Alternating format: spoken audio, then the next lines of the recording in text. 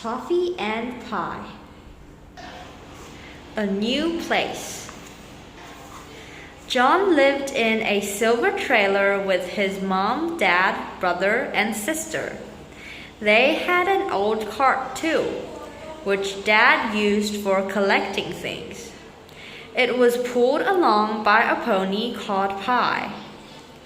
Pie was a black and white cob with feathery tufts above her heels and a mane and tail that blew out like flags in a breeze when she trotted along.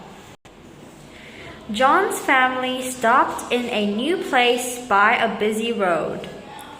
"School tomorrow, John boy," said his mom. "I hate schools," moaned John. "I don't want another one." "You're lucky to have a place," said Mom. "You make friends there." "I won't," said Joan. Rosie was crying, and Mom started singing to try and cheer her up. Dad came in, wiping his feet and talking to Uncle Levy. Billy turned up the sound on the television. John slipped out through the doorway. It was quiet outside, except for the cars driving past. Pie stood tied to a rope that was pegged into the ground. John went up to her. "Hey, my Pie lassie," John spoke softly. Pie nodded her big hard head and snorted warm breath. She tugged on her rope. "Let's go and find some nice grass for you," said John. He untied the rope and pulled himself up onto Pie's high, wide back. He clicked his tongue to make Pie go, and they trotted down the lane through the woods, away from the road. John and Pie went through a dark tunnel of trees that made shushing sounds in the wind. They splashed over a stream and out of the woods. Whoa! They stopped. In front of them was a big green field with a hedge full of blackberries around the edge. John told Pie, "I'll pick some blackberries for Mom." There was a smart brown pony in the field. When the pony saw them, his ears went back. He stood and looked at Pie and John. "Hello," said John, and he clicked his tongue. Pie tossed her head and stamped. John laughed. "Be nice, Pie." The brown pony came trotting up to the gate, and John reached over and stroked its nose. It was sleek and warm. The pony blew friendly warm breath on John's cold hands. "See," said John to Pie. "He's a friend." Pie nudged her nose up close to the pony. John stroked both of them. He looked at the big field full of juicy green grass. Then he slid down off Pie's back. John pulled the gate lever and swung the gate open. "Go on," he told Pie. "There's too much for him to eat on his own." The sun sank low in the sky and turned pink behind the black trees. Pie and the brown pony galloped around the field, snorting together, racing. John picked blackberries and folded up his jumper to collect them in. Then he stood and watched Pie and the brown pony running together. It was getting dark. "Come on, Pie," called John, and she trotted over to him. The brown pony came too. "You've got to stay here," John told the pony, "but thank you for your grass." John led Pie through the gate, then closed it behind them. He climbed the gate to get onto Pie's back without squashing the blackberries. They walked back through the dark woods to the silver trailer with glowing windows. Dad came out. He pegged Pie's rope and gave her water. "Food's ready," he said. "I've got blackberries," said John. "Good lad," said Dad. He opened the trailer door, and the light and smells of cooking welcomed John home. Making friends. John walked slowly behind Billy, looking at his feet. He could hear school children shouting somewhere down the road. Round the corner, he saw the school. There was a fence all around it and a big gate. John walked more slowly. He saw lots of children on the other side of the fence. The children stopped what they were doing and looked at John and Billy. "Go on," said Billy. He pushed John through the gate. "Get off," said John. Billy pulled John up to the front door and pressed a button. A buzzer went, and Billy opened the door and made John go through it. Inside, Billy went up some stairs to his class. John had to go into a different classroom. "Hello, John," said the teacher. Then she told the class, "This is John. He is joining us. There's an empty place over there, John." John sat. Everyone looked at John, but John didn't look at anyone. The lesson was about animals. The teacher wanted to know what pets everybody had. "Have you got a pet?" she asked John. John didn't answer. "Perhaps you've got a cat," said the teacher. John shook his head. "A guinea pig." John shook his head. The teacher asked John, "Have you got any animals?" "I might have," said John. "Well," said the teacher, "I'm going to give everyone a piece of paper. I want you all to write down everything you can about one particular animal. You can make it up if you like." The boy next to John wrote and wrote. John watched the boy's bit of paper turning dark with writing. The boy looked at John and said, "You've got to do writing too."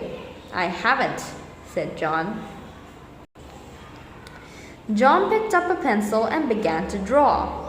He drew ears, then a line that went down and around the nose and under a cheek. The boy stopped writing to watch John draw. John drew an eye. He drew a wide, strong body and knobbly legs that ended in hooves. The legs were galloping. John drew a tassel of tail and a ripple of mane. "Wow," said the boy.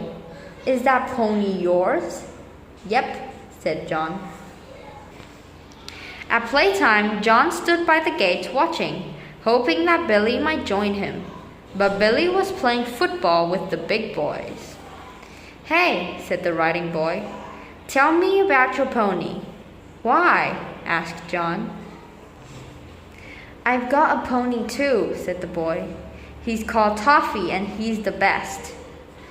"Can't be the best," said John. "Why not?" "Pie's the best, so yours can't be." "He can," argued the boy. "Toffee is a toffee brown color, but with white socks." "Like you mean?" John looked at the boy's socks. Then he asked, "Does Toffee live in a field by a big house?" "Yes," said the boy. "How'd you know that?" "I've met him," said John.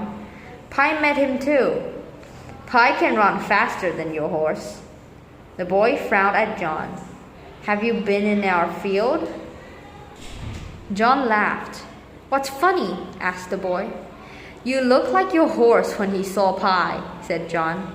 "He was cross until they made friends." "How do you know they made friends?" "They ran together." "Oh, I wish I'd seen them." The boy smiled. "Will you bring Pie over sometime?" "I might," said John. "Anyway, what's your name?" "Tom," said the boy. "Race you back to the classroom," shouted John as he began to run. They ran really fast across the playground and into the school. "Careful, boys," said their teacher. They reached the classroom at exactly the same time. "I'm the fastest." "I am." Then they bent over and panted, and they laughed. Time to go.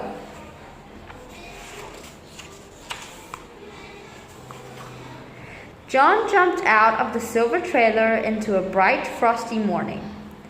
Pie puffed misty breath in the cold. "You off to school?" asked Dad. He was lifting the harness over Pie's head. A noisy lorry went past. "Not much longer in this place, John boy. And then we're going near the sea. You'll like that." John kicked the trailer wheel. "But I've got a friend here now. Tom lives in that big house through the woods." "We'll be back again one of these days," said Dad.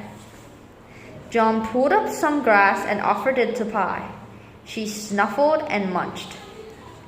John banged a fist on the trailer door. "Are you coming, Billy?" Billy and John ran all the way to school. In class, they were doing different work now. It was a project about where they lived. "Shush, everybody," said their teacher. "Now, I want you to get into groups of 2 or 3. Tom asked John, "Will you make a group with me?" "Maybe," said John. "I want you to work together to draw a map that shows where you live," said the teacher. "I want each of you to draw your home on the map and write something about it." John frowned. "I hate writing." "Well, I can't draw," said Tom. "So you do the drawing and I'll do the writing." "But where do I draw? My home moves around." "Then it will have to be a big map," said Tom. "Bigger than all the others. It can show lots of your places and my house and the school and loads of things. Come home with me and see my house. Then you know how to draw it." So after school, John told Billy to tell Mom that he'd be home late. John went back to Tom's house with Tom and his mom and his sisters. They had drinks and biscuits in the kitchen. Then Tom showed John all the rooms. Tom's bedroom was at the top of the house. "That's my computer," said Tom. But John was looking out of the window. There's Toffee in the field," he said. "And look! See the trees there? See the smoke? That's from our trailer." They went down to the field to see Toffee and feed him old apples. "Can you draw him?" asked Tom. So John leaned on his pad of paper on the fence and drew Toffee. Then he drew Tom's house. "That's really good," said Tom. "I can see my bedroom window. I wish I could draw like that." At school the next day, they made their map. John drew Tom's house and their school. He drew the woods and the road that ran past their trailer. He drew other roads and mountains and towns and the seaside. Tom wrote what everything was. "Draw your face looking out of your bedroom window," said John. So Tom did. John made a trailer out of a small box. He covered it in silver foil and stuck on cardboard wheels and paper windows. He drew himself looking out of the window. The trailer would move around the map. "What about Toffee and Pie?" asked Tom. "We can make them out of cardboard," said John. "They can have wool tails." "Put them in the field," said Tom. "Then they can run together." "That's excellent work, boys," said the teacher when she saw their finished map. "Well done, both of you." After school, John took Pie over to Tom's. They rode Pie and Toffee in the field. "We're moving on soon," John told Tom. "Why?" "That's what we do," said John. "We'll come back again. Maybe next blackberry time. You keep our map," he added. "I'll remember where your house is." "Okay," said Tom. "Thanks." Then they had a last gallop together as the sun went down.